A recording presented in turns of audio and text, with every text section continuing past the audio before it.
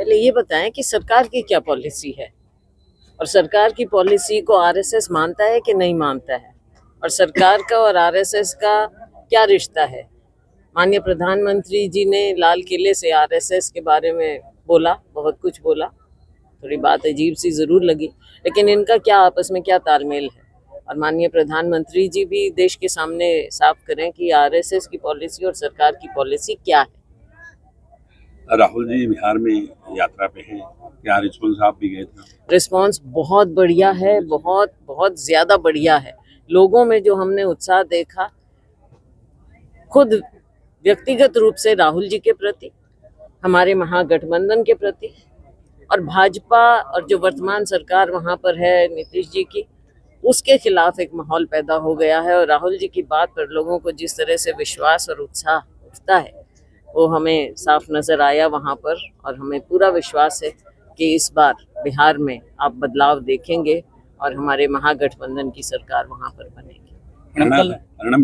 कल हरियाणा में cabinet meeting में लाडो लक्ष्मी योजना की शुरुआत को लेकर के अनाउंस किया गया कि 25 सितंबर से लाडो लक्ष्मी योजना हरियाणा में शुरू होगी। पहले 1 लाख इनकम वाली महिलाओं को 21 रुपए दिए जाएंगे। ये कब से हम सुन रहे हैं, कितने साल हो गए। महिलाओं का कौन सा मान सम्मान, और ये राशि भी कहने की होती है, पहुंचती किस तक है। अभी तक क्या किया आपने 11 सालों में? प्रॉमिस क्या किया था उस समय, क्या किया था, और आपका कॉमन मिनिमम प्रोग्राम क्या था जब मिली सरकार? आज आप 2100 पे कह रहे हैं, अनाउंसमेंट है, क्या होगा कब होगा वो भी नहीं मालूम। और बेटी बचाओ बेटी पढ़ाओ की तो धज्जियां उड़ रही हैं। आप स्कूलों की हालत देखो, आप बेटियों की सुरक्षा की बात देखो। तो सरकार केवल बैठकर कागजी फैसले ना ले, जमीन पर उतर कर देखे कि आज के दिन लॉ एंड ऑर्डर की, हमारे प्रदेश में कानून व्यवस्था की क्या स्थिति है। और बिल्कुल सब कुछ चरमरा चुका है, शासन प्रशासन नाम की कोई चीज बची नहीं है हमारे प्रदेश में। आपने नशे की बात कही, लेकिन सिरसा में नशा मुक्त गांव में भी नशे से युवाओं की मौत हो रही है।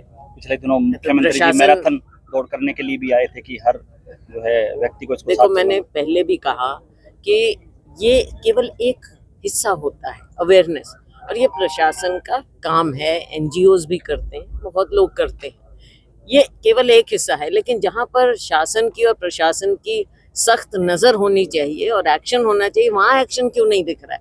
जैसा आपने कहा, मैं भी देखती हूँ मीडिया के माध्यम से, और हमारे लोग भी हमको बताते हैं कि जी ये कह तो रहे हैं, लेकिन हमारे गांव में आके तो देखो कैसे बिक रहा है। और सिर्फ जो नशा कर रहे हैं उनको पकड़ने का क्या मायने रह जाता है?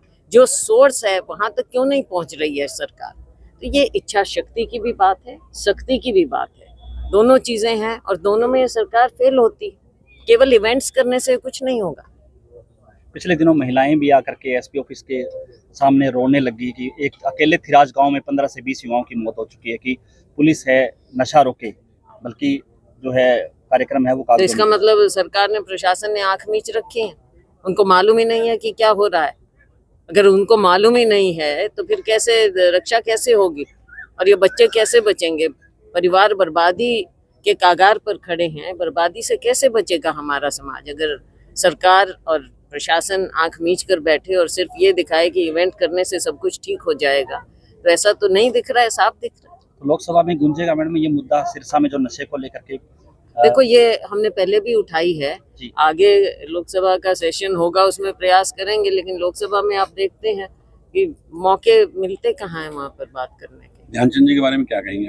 देखो, मेजर ध्यानचंद एक लेजेंडरी फिगर हमारे देश के हैं, और वो हमारी युवा पीढ़ी के लिए, बच्चों के लिए एक प्रेरणा स्रोत है। और खास तौर से मैं कहूँगी कि अपने सिरसा में, यहाँ से तो इतने हमारे ओलंपियन निकले हैं, हमारे प्लेयर्स हैं, इनकी प्रतिभा इतनी है, तो यहाँ से बच्चे खास तौर से मेजर ध्यानचंद को याद रखते हुए, उनको आइकॉन समझते हुए, हमारे यहाँ ज़िले में भी बहुत आइकॉन्स हैं, तो सबके साथ मिलकर हमारा जिला भी और पूरा प्रदेश, देश आगे बढ़े। मेजर ध्यानचंद तो दुनिया के लिए एक प्रेरणा स्रोत।